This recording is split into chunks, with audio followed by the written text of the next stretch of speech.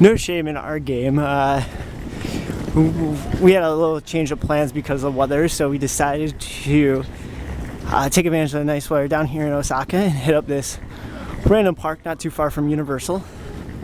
No shame in our game. We're walking down some back alley from the train station here to get there and top it all off. They didn't have lockers at the train station, so we're walking suitcases and all to get to the park with hoping that we'll either find lockers at the park.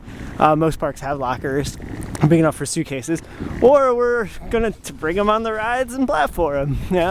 Like I said, true credit horror right here when you're dragging bags down some back alley to get to some random park. But it should be interesting. First thing we know is a giant Ferris wheel. As we quickly learned, pretty much every single park in Japan has a Ferris wheel, and we're talking at least 200 feet. I think it's by law they have to be at least 200 feet because they're all gigantic. But it's pretty cool because with the mountains and the oceans and all that stuff, there's been some pretty good views. So let's head into, not even going to try to pronounce this park, but let's head in. Hirakata, let's head in and see what they got. So as you'll see, the entire sign is one of the first times they encounter it is all in Japanese, but in true hospitality fashion, as soon as we got up to the window and started talking to them, they pulled out a ticket price sheet that was completely in English and explained everything to us. So problem solved, and looks like we're buying tickets to get in, but like everything else in Japan, it's a little pricey. We're looking at about $40 to get in to ride a couple coasters.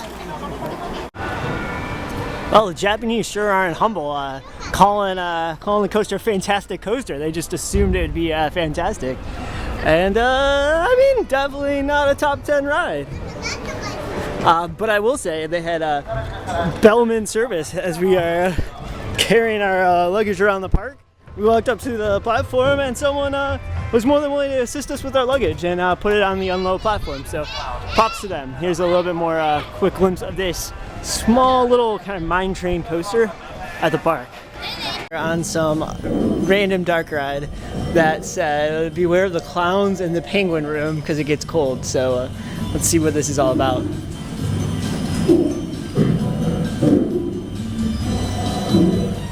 It's like the Jungle Cruise, but on land.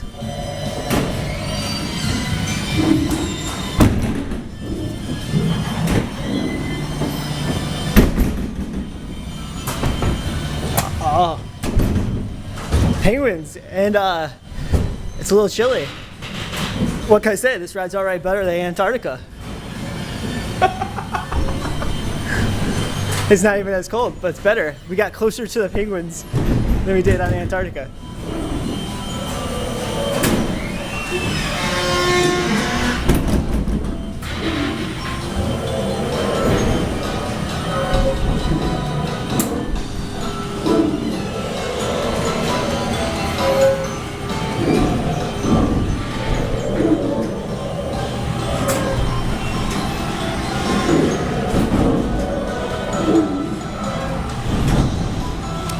Now we went from Jungle Cruise vibe to Circus Small World, and I don't know if you can hear it in the video, but there is an annoying soundtrack playing that just loops over and over. So again, much like Small World.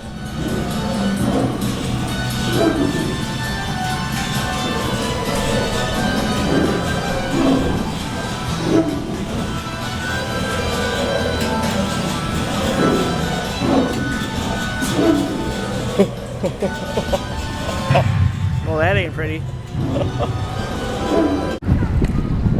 So this looks like somewhat of a new area, kind of like a food game.